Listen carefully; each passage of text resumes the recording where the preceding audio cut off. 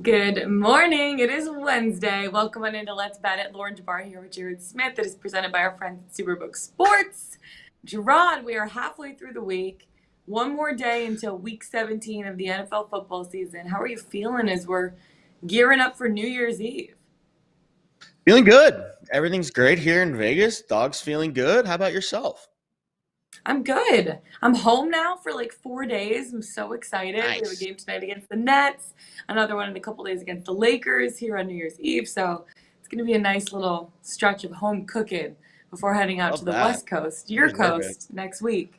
Thank you. Oh boy. It's going to be fun. We have a lot to get into today, a lot to dive into. Midweek line moves to start it out. Second of all, NFL Conference Championship odds because things are still playing out for some of these teams over these last couple of weeks. It's going to be interesting to see how the chips fall where they may, depending on some of the results from this Sunday and next Sunday. And then we have college football bowl games, four of them going on today. We have our guy Thor Nystrom coming on to chat with us about all four of those bowl He is games. killing it, On by the this side way. of yes. I'm in a bowl pool with him in one of the other networks doing a bowl challenge, and he is destroying it. So I would listen to his picks today.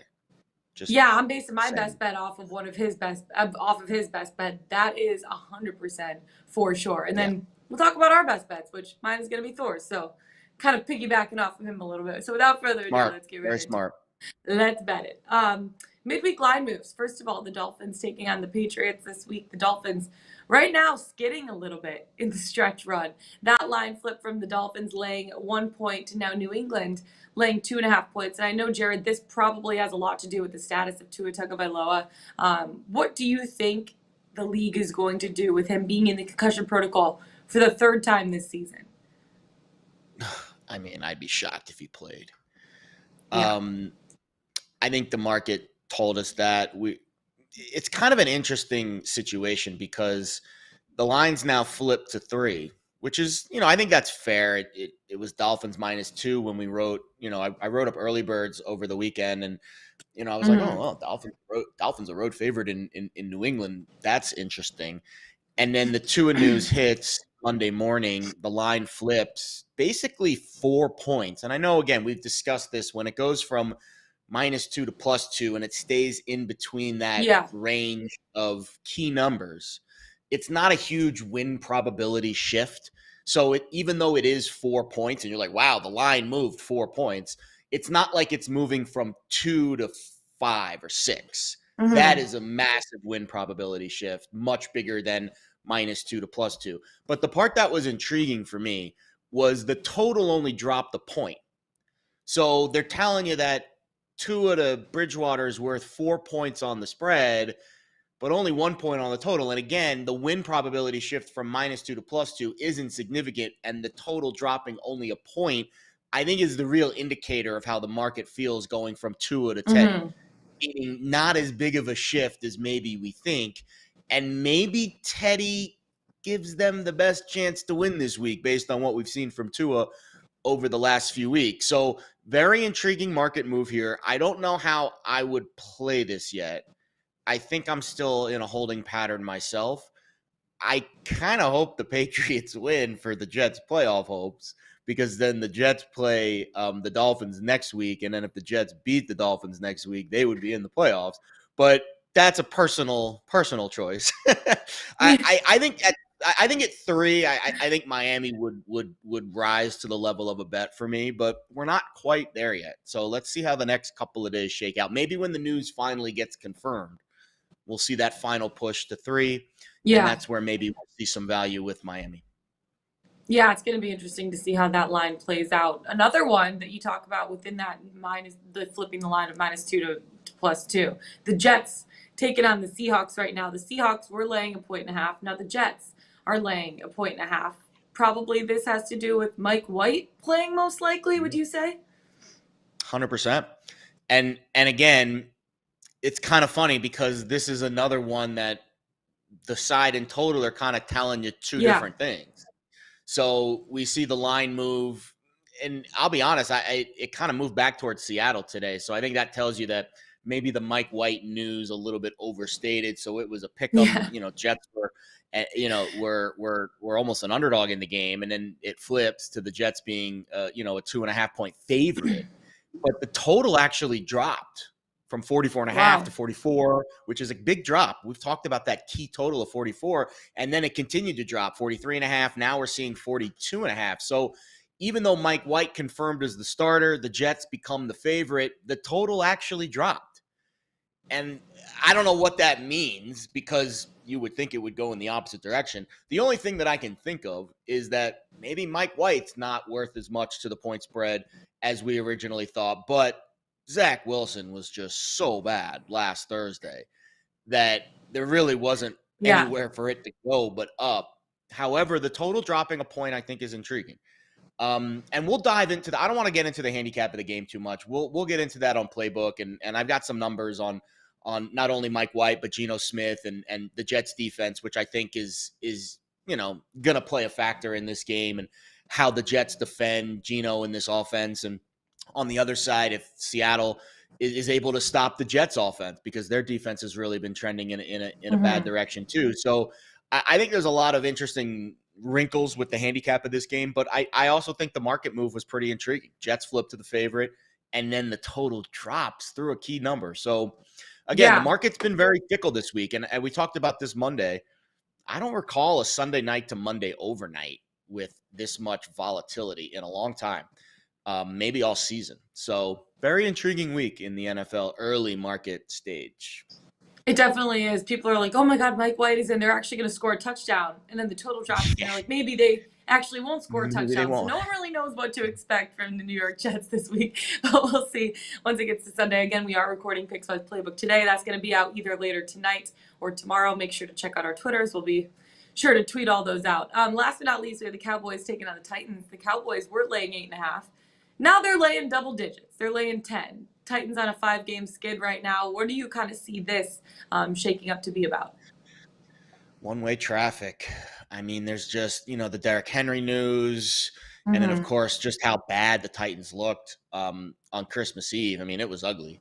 That was one of the more disappointing performances of the season, Yeah. because everything was trending in a positive direction. Titans had a 14-10 lead with about 13 minutes to go.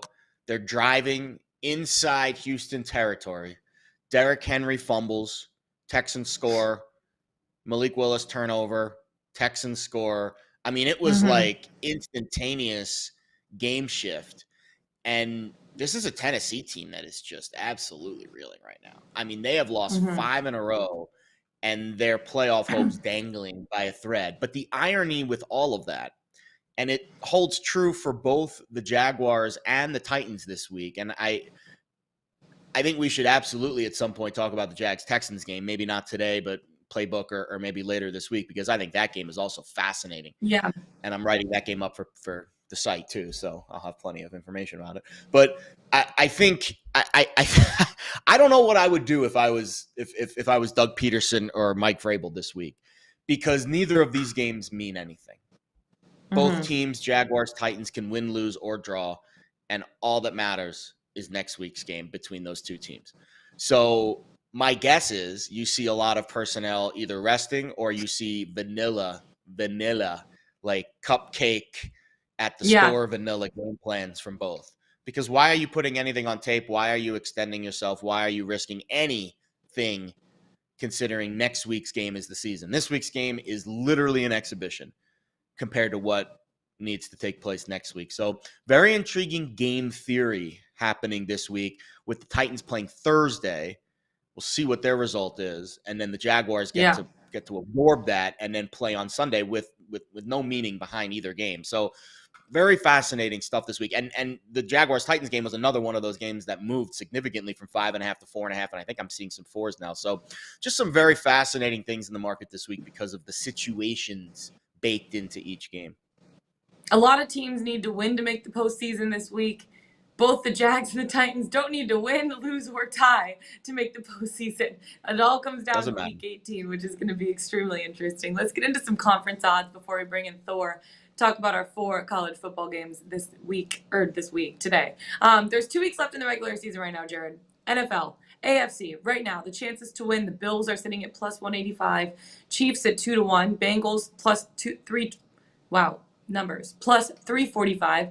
The Ravens are 12.5-1, and the Chargers are also 12.5-1 odds. At this point, 2 weeks left. The Bills and Chiefs both sitting at 12-3. Who would you bet on to win the AFC at this point? I don't think I'd make a bet today, to be honest with you. Yeah. I think the Bills-Bengals game this week will be a market-moving event. So whoever wins that game, their odds will likely shift dramatically. I take that back. If the Bengals win this week, their odds will shift dramatically to win the AFC. Right now, it's around 5-ish to 1 at some shops. That's a pretty light number on Cincinnati. I'm seeing a plus 245. Like, you can get a better number there. My guess is that the gap between Buffalo and Cincinnati will decrease. I mean, and it's kind of fascinating because Cincinnati's already beaten Kansas City this year. And we saw that number decrease pretty significantly after that game. And that was the day that I finally got to the window on the Bengals. But I'll be honest, I'm a little down on Cincy this week and long term now because of the Lyle Collins news. I think that's a swift kick in the nuts at this time of year to lose your right tackle on an offensive line that's already been struggling. And they've played better of late, but now they lost the right tackle. So it's kind of like game of chutes and ladders, right? We've had this game all year with Cincinnati's offensive line being the one thing that's holding them back, and they've kind of worked their way back to mediocrity on that unit, and then boom, right before the playoffs, right before your biggest game against the best team arguably in the league, you get one of your bookend guys gets knocked out for the whole season. So tough blow for Cincy. I mean, you can make a case for the Chargers there at plus 1250. They're going to be solidly in the playoffs. I think it's hard at this point based off of how little runway there is left in the year to make a bet until we see a bracket. I want to know who the Chargers will face in the divisional and in the championship. Like, I want to know what that road would be. Do you have to face the Bills in the divisional round, or do you get the Chiefs in the divisional round and then you don't have to face the Bills into the championship? That would make the Chargers a more attractive play because then I can make a case that I think they match up well against the Chiefs. They faced them a bunch and they know them, and they've played them tough over the years with this little new unit they have. So I think we're in a holding pattern here. I think we stay away from this market and we see what happens with this Bengals-Bills game this week, and then we go from there. I know. It's going to be interesting. I'm actually really excited for this Monday Night Football game. I feel like the primetime Thursday night, Monday night games haven't necessarily been the best this season. So this Monday Night Football game is going to be one serious way to cap off Week 17 with 1 week left in the regular season. But the Bengals, they are going to need to step up. The Bills, one of the best defenses in the NFL right now, and they're rolling. The Bengals are rolling. That's going to be an exciting game. We're going to get into that a little bit more on Pickswise Playbook too, and obviously as the weekend comes on. Before we bring in Thor, one more. NFC to win. At this point, the Eagles are sitting at plus 155. The 49ers right behind them, plus 225. Cowboys 4.5-1. Vikings 10.25-1 basically, and the Bucks plus 13-15. Who do you think at this point of the season, or do you still need a little bit, more context in a playoff bracket to decide who you think is going to win the NFC at this point? Because right now it's looking like the Eagles or the 49ers are probably the 2 best choices with the way that they've been rolling. Yeah, I certainly agree that the Niners for sure look to be poised. If Brock Purdy continues to play at this level, we'll see if he can. The playoffs are a different beast, but the one thing about Brock, and we bet on him this first game when we didn't even know, and then I kind of tried to sell high off of it, and then he went into Seattle and played well again, and he's looked great. How that scenario plays out, the 2 and the 3 seed is everything for me. And if the Vikings can hold on to the 2 seed, I don't think they can, but maybe they can. If the Vikings can hold on to the 2 seed, then the Packers become a big player here, because then you get Packers Vikings in the first round in the wild card round. And that's a matchup I think that Packers can win. And then you're looking at right now I'm seeing 34-1 on the Packers to win the NFC. Then all of a sudden you've got a 34-1 ticket. That's a live pooch heading into the divisional round where they would face the Eagles, which I would say also is a matchup that they can win because the quarterback edge there is huge. The Eagles defense is playing much better than the Vikings is. The Niners Packers is a throwaway. Like the Niners win that game. They just bludgeon the Packers probably. But again, the bracket, the Jared, context is everything. We're getting ahead of ourselves here. The Packers are making the postseason. What about my Detroit Lions, my friend? Come on now. I think your Detroit Lions are. We'll I think it's a really nice. I think it's a really nice story. But I think let's just leave it at this. I'll give you the mental gymnastics to hurdle yourself through. It's Packers Lions week 18 at Lambeau Field. Yeah. The winner is in the playoffs. You think the Lions are winning that game? I think they have a shot. I think they have a shot with the way they've been playing. I really, really do, especially if they win this week. That might be what gets me to the window on a swag bet with you if you want to take the Lions. Yes, let's go. Now I just need the Lions to win this week, and then we'll make that. So I am in. I'm in, my friend. I am in straight up. Let's get to that point first. I did full disclosure though, because I'm always honest with our audience. Win or lose, or cry, or piss or moan. I'm always honest. I did bet the Packers to win the Super Bowl at 85-1. That bet is in my back pocket currently. Wow. My jaw just dropped. Wow. Holy. Okay. I like it, Jared. So swag bet is backed up by an actual Super Bowl bet. Let's take it from men to boys now, bringing our guy, Thor Nystrom. You can follow him on Twitter at ThorKU. He's college football and NFL and draft analyst for Fantasy Pros and Betting Pros. Thor, how are we? Happy Wednesday. Happy Kansas Bowl Day to you guys. Yes. Yes. I love it. Rock, chalk, Jayhawk today, Thor. That's what I want to hear, bud. Let's go, my friend. Do you want to start with that game then, the Liberty Bowl, or should we start with the Military Bowl and kind of go in order? Let's start with whatever the Kansas. You guys like. Let's start with Kansas. Bowl. That's the best story of the day. Let's do it. Totally. You came in hot right from the start. Kansas taking on Arkansas. This game is going to be extremely exciting. Arkansas is laying 2.5 points here. That total set at 58.5. Please tell me why you like the Kansas Jayhawks. Yeah, it's not just my bias of being a graduate of the University of Kansas. I think Kansas matches really well here when you consider all the opt-outs on the Syracuse side. Now Arkansas is getting KJ Jefferson. He is playing, so that's the good news. They got Rocket Sanders will be next to him. But basically everything outside of that is real bad news for Arkansas. 3 of their top receivers are gone, including the top one, Hazelwood. 2 of the starters, 1 of the top backups. Trey Knox, the starting tight end, is not playing in this game. First team all SEC center, Ricky Stromberg, not playing in this game. Their 2 best linebackers are not playing in this game, including a kid that could go in the top 50, Drew Sanders. The other one, Bumper Pool, is a tackle machine there. And then both of their starting safeties are out. One is transferring out. The other one is injured. Arkansas had a bad defense anyway, and it has just gotten a lot worse, especially at the linebacker and safety positions. Kansas's offense, what's so cool about it, they do all this pre-snap motion, so they get the defense to tip their intentions beforehand. And then they get you looking one way with the eye candy, then the ball's going the other way. They put linebackers and safeties into conflict as well as any offense in America. The Arkansas kids that they're going to be putting out there at those 2 positions have never played football at this level before. They never started on defense before.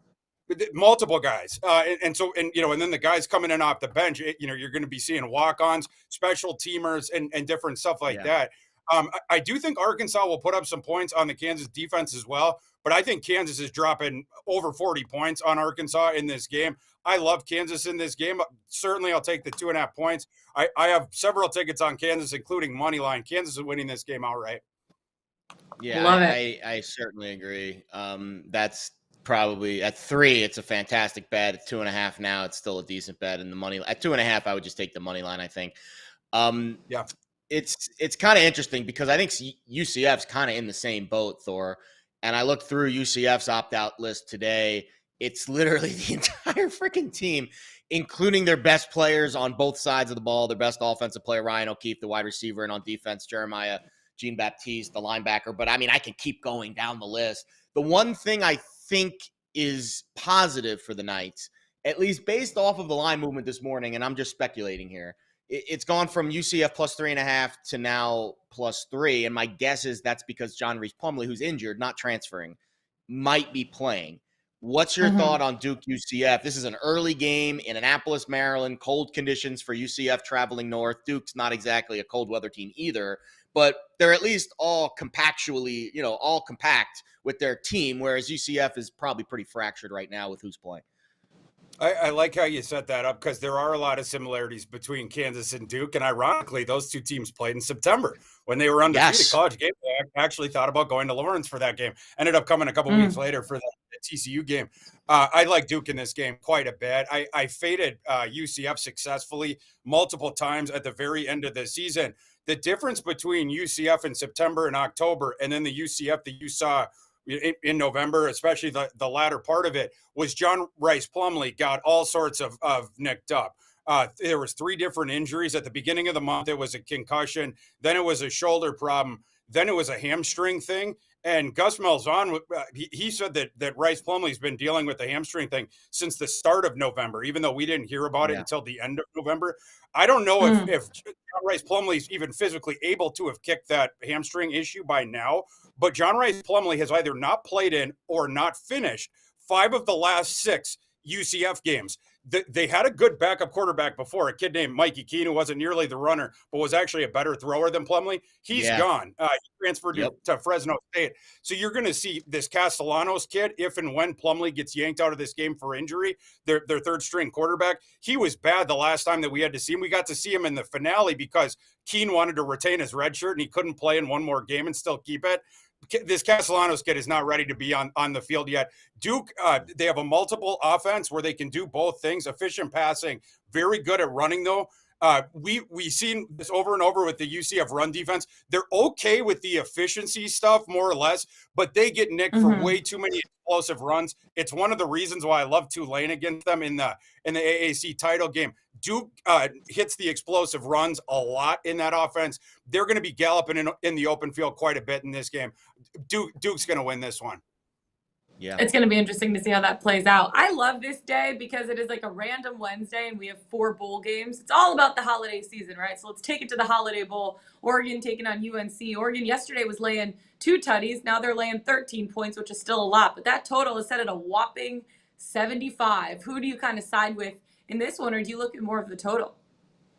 Yeah, the line movement is interesting to me because I don't think we're going to get any other opt-outs. So I'm actually not sure who in the market is now all of a sudden coming in hot and heavy on North Carolina. North Carolina had an abomination of a defense during the regular season, and it's gotten way worse. They had 3 starters in their secondary opt-out, a couple of the guys in the front 7 as well. Josh Downs is opting out as well, their star receiver. That one kind of gets nullified by Christian Gonzalez on the other side, Oregon stud lockdown cornerback. He opted out as well. But Oregon, outside of that, they don't have Noah Sewell did opt out.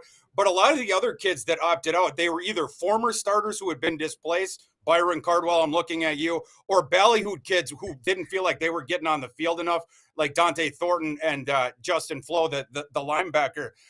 As far as the side, I mean, now with where it's gotten down to 13, I'm now watching this thing like a hawk, because if that gets down to 12.5, I'm firing on Oregon. I did not make a bet on the side when I was doing my handicap, whatever. What I'm on is the over. My system's total on this game is 82 points. So I don't really care. Yeah, where this thing gets. And when you look at how bad the UNC defense was, and then you take out 3 of their secondary starters, Bo Nix, we know, is playing in this game. And then on the other side with Drake May, one of the best the best young quarterback in America. Next year, he might be the best, him and Caleb Williams. He's playing in this game as well. And UNC does have pretty good wide receiver depth. So, yeah, you do lose Downs, but they're still going to have other guys there. This one's going to be a points bonanza and a fun game to watch. I'm going over. And the Holiday Bowl has a history, has a track record of being these kinds of games where it's just insane pace and tempo left and right. I think the first half over is also in play too. Maybe because of the depth issues, we see a little bit of, the pace slow as the game goes on, and it comes out really hot and heavy and then it slows. But I don't see a world where there's not a lot of points in this game. All right, late night game. I don't have much for you here. Texas Tech, Mississippi State. I think Texas Tech's defense scares me, but I don't know how much I trust our pal Lane Kiffin, who probably right now has his head so far in the transfer portal, he doesn't even know who's playing in this game for the Rebels. He is the transfer king, and he's already made it very clear he is going to be very aggressive in the portal come this offseason. But what do we make of this game between two teams that don't really like to play much defense either? Yeah, this is another one where my system was very close to what the Vegas line is, so I stayed away from the side. My system spread on this one is Mississippi minus 4.1. And you know, like you were sort of mentioning, it's sort of hard to get heads or tails of the team's motivations in this one. Now with Texas Tech, I know that they want to win. Do they have the ammunition to get that done? And then Mississippi, are we going to see more of the Mississippi team that we saw, you know, near the beginning of the season? Mississippi is going to be able to run the ball effectively, though.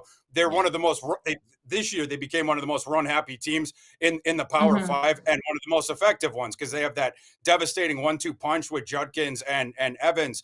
They're going to be able to move the ball on the ground against Texas Tech the entire game, and so they're not going to have to punt it all. Texas Tech should be able to throw on Ole Miss, though. So what I'm doing in this one is I'm going over. I'm not as confident in that position as the three other games that we talked about. My system's total is 72, so we're pretty close to the margins. But making a pick on that one, I'm going over. The other thing I'll say is both those teams are top 10 in the nation in adjusted pace. And so it's going to be one where you can't get up to go to the bathroom or get a drink unless it's a commercial. There's going to be a play literally every 20 seconds. Sprint down to the ball, snap it, sprint to the ball, snap it. Points. Points. I love that. Thor, before we let you go, I know you only have a couple more minutes.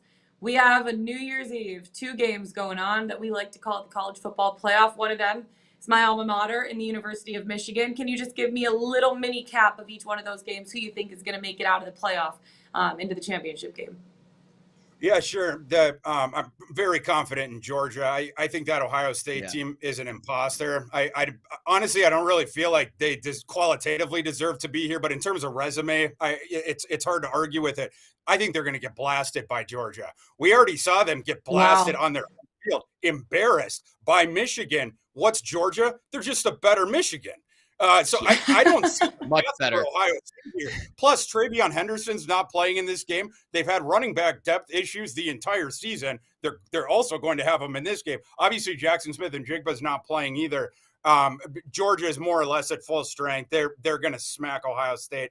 The Michigan TCU one is a little bit closer for me. I am pretty confident that Michigan wins that one, but you do have to give the caveat that TCU has the puncher's chance because they play diametrically opposite to Michigan, and we've seen them against better teams, more talented teams, being able to keep the score close, and they can play a variety of different ways. If the game's a shootout, they'll get into a shootout with you. If it's a low-scoring game, they're comfortable doing that as well. So they're sort of like a gnat kind of a team, like an adaptable sort of gnat that just annoys you.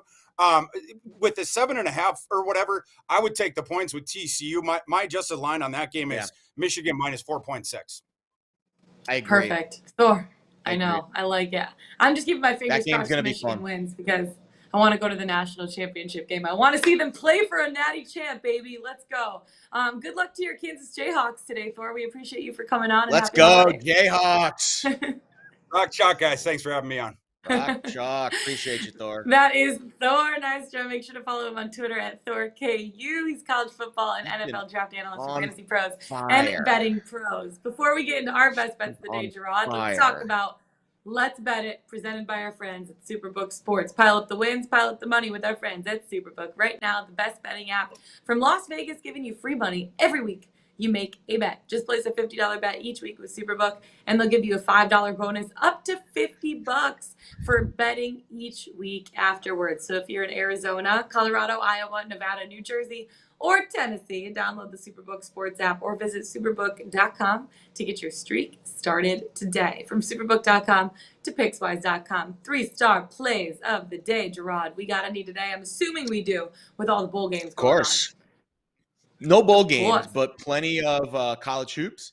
Couple of picks from Joe Williams. Couple of good SEC games tonight, too. So I haven't had the time or the bandwidth to really absorb college basketball over the last couple of weeks, but that's going to change really soon, in about a week or so, about 10 days. And then it's all college hoops all the time until we get to March. But there is some SEC vibes for you on the site today. And also Tyler Mortimer's got a Knights Ducks game. I'll be honest. I actually bet some hockey last night. We had Linda Cohn on the show. Wow. And I did bet a little hockey last night, and I bet the Vegas Golden Knights on the road. They lost, but their vibes on the road have been very strong this year. And I think I'm going to go back to the window on them tonight because Tyler Mortimer's got a 3-star play on the Knights in Anaheim against the Ducks. So front end of the back-to-back, not so good against the Kings. Maybe they head out to Anaheim and play a little bit better tonight. So that's what you got. Couple of college hoops plays, and my Vegas Golden Knights, my new hometown team, on the road tonight. I love it. Before we get into our best bets, just a quick shout out to Luka Doncic because last night he had the first ever in NBA history 60-point, 21 rebound, and 10 assist game. Don't mention who they played. Don't mention who they played and the result of the game.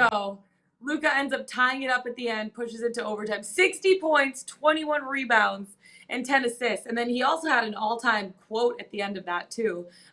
He goes, "I'm tired as hell. I need a beer." That's what he said in the post-game press conference. That is a pretty good quote. The players are just like us, except for they're really good at sports.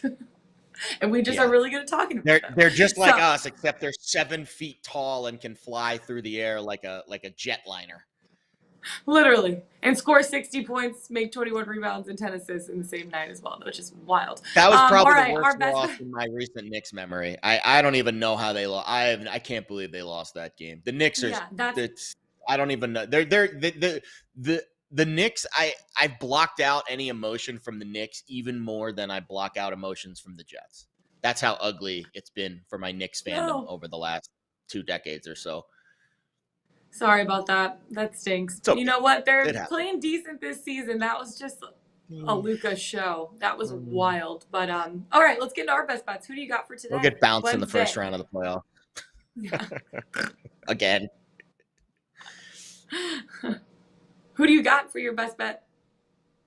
Kansas. Have to be Kansas. Me too. That's what I'm doing. Yeah, I mean, come on. Are you taking the points or are you doing now, I'll be honest. So I just have the points at 3 right now. I bet it last night. I feel a little bit dirty giving it out because it's 2.5, but I'm probably going to get to the window on the money line later today anyways, because I'm a glutton for this stuff and it's really the best. I think the next 4 days, today, tomorrow, Friday, Saturday, I think those are the best. Like I understand early bowl season can be a little wonky. You don't watch these teams. They're playing in the Bahamas and they're playing in random spots.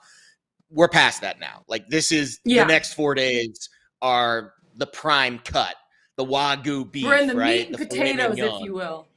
This is now the time to sit down and absorb these games and see how these teams, kind of cap off their seasons, because all of these teams you've watched over the last couple of months or so, over the next 4 days, there are no more, random ass bowls that you don't really know who's playing in. Actually, there's one, Wyoming and Ohio on Friday, but other than that, it's all Big Five against Power 5 against Power 5 over the next 4 days. So buckle up, strap up that chin strap, and go bet the Jayhawks +3, +2.5. You can find a 3. Amazing. I won't reiterate the handicap because Thor nailed it.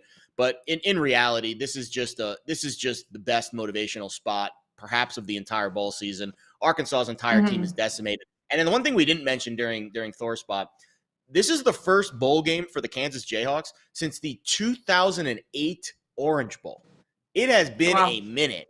So you think they're not going to be fired up. Lance Leipold's done such a good job with this team. He's so, original and creative with his offense. You're giving him a full month to cook something up for a game that the Jayhawks are going to be way up for. And I just don't know how much motivation is going to be on that Arkansas sideline. That their defensive coordinator went to UNLV. Sam Pittman fired the strength and conditioning coach, and that's kind of important. You fire your strength and conditioning coach when you have a full month off with no games. Is the Razorbacks going to be in shape for this game? Like, there's so many negatives on Arkansas' sideline, and there's so many positives for Kansas.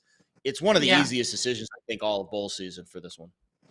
Yeah, I'm taking Kansas and the points in this one, plus 2.5, because that wasn't as sharp as Jared and bet it last night. But you talk about what Thor said. I'm just going to do a quick recap of it. Arkansas has a ton of opt-outs at this point. Their top 3 receivers, their starting tight end's not playing, their starting center isn't playing, their 2 starting linebackers aren't playing, both of their starting safeties are out. He said Arkansas had a bad defense, but they're way worse now.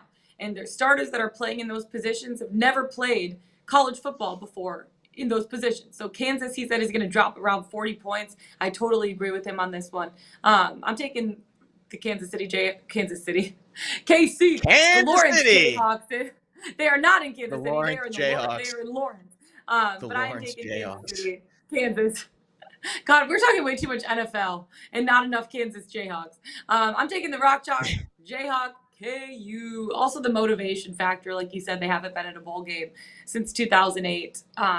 They're going to be fired up. They're going to be pumped up. They're going to want to win, and they're going to want to take advantage of an Arkansas defense that doesn't really have much going on for them or has much working for them at this point of the season. So give me Rock Chalk Jayhawk KU. That is it for us today, guys. Find us on the Pickswise YouTube channel. Go to Pickswise.com. Follow us on Twitter. That's Jared Smith. I'm Lauren Jabara. We'll see y'all tomorrow. Until then, let's get it. Let's bet it.